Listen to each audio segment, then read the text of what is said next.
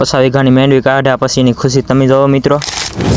તો જય હિન્દ અને જય માતાજી મિત્રો। આજે હતી આપણે રજા એટલે પછી આજે આપણે આવી ગયા હતા માંડવી કાઢવા માટે, કેમ કે માંડવી કાઢવાની બહુ છે ને પાકી ગઈ હતી, એટલે પછી અમે બધા ભેગા થઈને દાળિયા કરીને માંડવી કાઢવા આવી ગયા।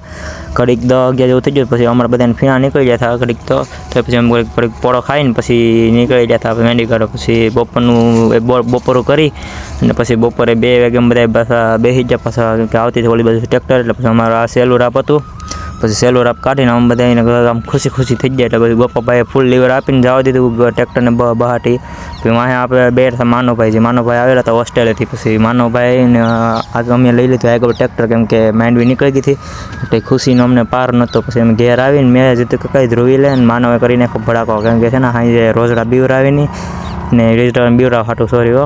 પછી અમે બધા ત્રણેય નાહી ધોઈ પછી નીકળી જતા વાડીમાં માટા મારવા। પછી રાત પડી ગઈ હતી ને રાત વહી ગઈ હતી, એટલે પછી અમે બધા બત્તી લઈને આમથી આમ પછી બધા ફરવા મળ્યા અને પછી કાંઈ મેળ આવ્યો નહીં।